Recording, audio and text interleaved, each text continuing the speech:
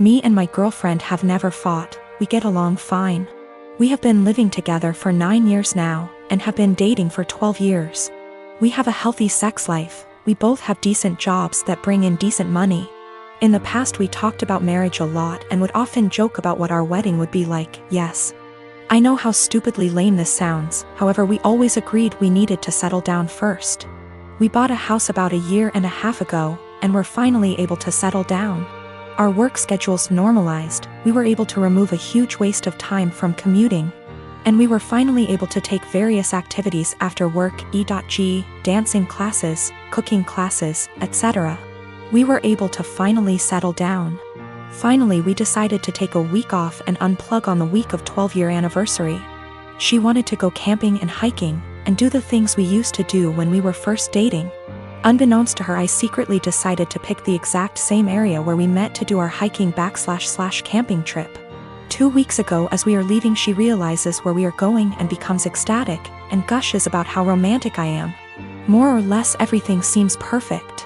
We do our hike, and we unpack, set up, and by sundown everything feels perfect.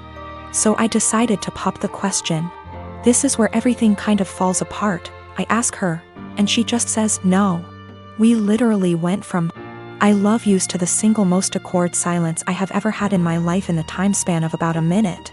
We sat there kind of not saying anything before she says she is tired and goes to bed. She basically proceeds to cry herself to sleep while I sat there doing nothing. I basically didn't sleep, and the next morning, she says she wants to go home. So we pack up and have a really awkward 3-hour hike back to our car.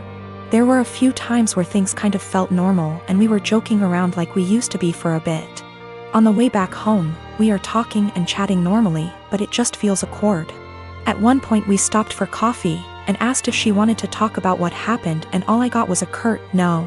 This is followed by another extremely long silence for the rest of the drive home.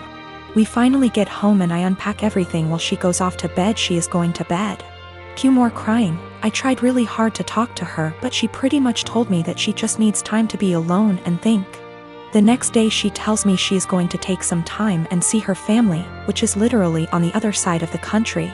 It has been about 2 weeks since I dropped her off at the airport. She sent me a few messages to tell me she is fine, and that she needs some more time to think. Her best friend has been asking me every other day about what is going on with her, since she hasn't really been responding at all. I know she is okay, though, due to her posting some pictures of her and her family on Instagram. But it just feels really weird. I am an absolute giant mess. I just don't quite understand what is going on. None of my friends have really offered me anything of value. I just feel if I didn't ask the question everything would be absolutely fine, and I don't really understand what is going on. I keep wanting to grab her laptop to try and figure out anything. I am not close to her parents at all, but I trust her and want to respect her space, but I don't know when she is coming back. I even sent her a message this morning, and I know she saw the message and received it, but hasn't replied. Also, her work has called me this morning asking about where she is. Apparently she had taken an extra week off last week, but she was supposed to be in yesterday. Now everything feels like it is falling apart and I have no idea what to do. The reason why it took so long for us to get married is we both agreed we wouldn't move to the next step until we finished the following. We both finished school. For her that wasn't until 2 years ago. We both had stable jobs. We had a place where we could agree would be good enough to take stuff to the next step. We both had decent working hours. For a long time she was doing her residency and we more or less worked opposite shifts. We did talk about marriage and kids, and both agreed it would be part of the next step after we got settled. My boyfriend and I have been together over 1 year and living together about 6 months. He's an extremely light sleeper. We never used to have problems, but I'm now on medicine that causes me to have more insomnia, so it's harder for me to fall asleep. Lately, we've gotten into fights because he's being absolutely unrealistic about any noise in general. I can't clear my throat quietly, sneeze, or even yawn without him grumbling, groaning, or yelling at me at how loud I'm being. When I say yawn, I don't mean some exaggerated TV yawn, but literally the sound of me silently taking in and expelling air from my mouth 3-4x over the course of 2 hours sets him off.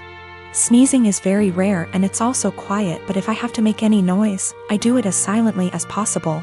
But it's not enough for him.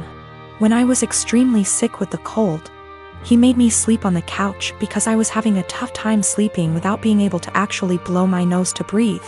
But when he caught it a week later, I gladly let him sleep in the bed and helped take care of him when he woke up in the night because he wasn't feeling well. I've argued with him multiple times that it's unfair for him to expect absolute silence and be mad over the air he hears from a yawn, but he just shuts me down and tells me to be quiet because I've disturbed him from being right on the edge of sleep. I understand that when you're half asleep you're particularly grumpy, we've all been there. But it winds me all the way up that I already constantly have to cater to the way he needs tons of space. Meaning I have to sleep pencil straight all night or on the side not facing him if I want to move my legs at all. And then this sound thing. I've had previous BFs who were heavy sleepers that snored, made lots of noise, and honestly that bothered me less than constantly having to be alert to his needs. He says that earplugs don't work and he only likes to hear the fan, so white noise is out of the question. I don't want to go downstairs because then I'll just stay up, and I don't want to keep taking melatonin every night, but I'm this close to not renewing our lease together next year if things don't change. It also makes me feel like if we got married and had kids he'd just expect me to be up all the time dealing with the baby, so he can sleep, or complaining about his sleep, or if one of us was to have a chronic sickness that we'd have to sleep in different bedrooms, because of how selfish he is. I am a 19-year-old female. I have an estranged grandpa more or less. He's my dad's father, but my dad hardly had a relationship with him. I have 2 other siblings, one younger and one older. My grandma divorced my grandpa when my dad was only 10. So he lived with my grandma his whole life in a different state and didn't see him. When he got older he saw him a little more, and my grandpa started coming around a little bit more as well. He'd stay for a week at a time and then go home. He was an old, bitter man, to be honest. He never got remarried and lived his whole life in his coastal town with the same friends he'd had his whole life. He wasn't pleasant to be around and could hold grudges longer than anyone I've ever met. But regardless of this, he was filthy rich. He owned a successful business that he sold for $1 million. He retired after selling, but his house sits on an island as well as the biggest piece of land on the island. So it sold for well over $3 million. I was never close with my grandpa, but I took after his sister who is in right now, and he adores her. He always told me that he was proud to see me follow in her footsteps. He died a few months ago. Since then, my family has been torn apart. He left everything to me. He essentially liquidated all of his assets, and it ended up being close to $8 million. I was shocked. I didn't and still don't know what to do with the money, but I'm going to save it. My dad and stepmom as well as my siblings are hounding me to split the money with them. I just can't do it. My dad is an alcoholic who never said anything nice about his dad. Despite him being bitter, my grandpa actually bought my dad a $300,000 house. My dad would 100% drink away any money given to him. As far as my siblings, my brother has full financial support from my grandma as he is the favorite, and he's very wasteful and ungrateful. He never talks to me and always is very mean to me when he does. My little sister is the only person I've actually considered. She's very young, and that's really the only thing stopping me. Her mom is money-oriented and would take the money from her. So I'm waiting until she turns 18, and I offered to pay for her college. But now my family is telling me I'm unfair and the money doesn't belong to me and I'm not deserving of it. That I'm too young and I'll waste it on cars and clothes. I don't agree, and now they're all threatening to cut me off and never speak to me. Or even sue me if I don't give them all a chunk of the money. I don't know what to do, and I'm buckling under pressure here. I've already had 2 police officers out to my house because my dad is claiming I stole the money from him. Everything was through an attorney. I know I did nothing wrong legally, but morally? I dated my ex-boyfriend for a few years and we broke it off a few months before COVID. We were both madly in love and I'm still not over him. My best friend knows this. A few months ago, she started getting distant from me, and it's super unusual for me because she needs me for everything.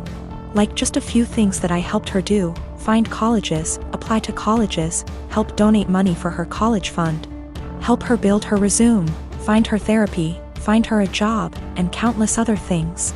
I even paid for a lot of stuff for her, like going on trips and such. She didn't really do much for me and was somewhat of an emotional support because we'd always talk about her. But then I really didn't mind and didn't care what I did for her. She was my BFF and you are best friends. They're sisters. Last month, she broke and told me that the reason that she's so distant is because she's quarantining with my ex and they're a thing. Whatever hopes I had of getting back to my ex are squashed because I don't think I can get over him hooking up with my best friend. I'm super heartbroken and I know that you don't own people, but that doesn't mean that you can't be upset about their betrayal. Yes, dating your best friend's ex that she still loves is a betrayal. She asked me if I was happy for her, because she finally got a good job and a nice boyfriend. That job she has is solely because of me because I asked an old acquaintance to return a favor by hiring my best friend. He wanted to hire someone else, but I begged him to hire her. I know how people are sometimes hurt but then they say, "But I'm truly happy for you." I honest to God don't think they mean it, and when I say I'm happy for someone, I want to mean it. I'm not happy for my friend. I just am not. I can't make myself be. I told her as such and told her to stop contacting me. She's now blowing up my emails and DMs because she's so hurt by what I said to her. My dad said that I should have just kept this to myself since I know my best friend is a sensitive person and is hurt. But what about me? Am I given a sensitivity pass because I've looked after my friend for so long? Do my feelings just stop matching at some point? She called me with the news and said that she didn't know how to tell me, didn't apologize. And then she followed it up with how she's finally doing well and doesn't have to rely on me for money since she has a nice job, and also a nice boyfriend. I told her I was not happy for her. I reminded her that I got her the job, she knew and was fine with it. And that I've done so much for her over the years and she thanks me by backstabbing me and getting with my ex. She knew that it would hurt me and if she'd done it when I was well over him or with my permission, I'd feel differently. Then, I told her to not contact me again because clearly I'm her friend, but she was never my friend and I want to stick with people who are supportive toward me and reciprocate my friendship.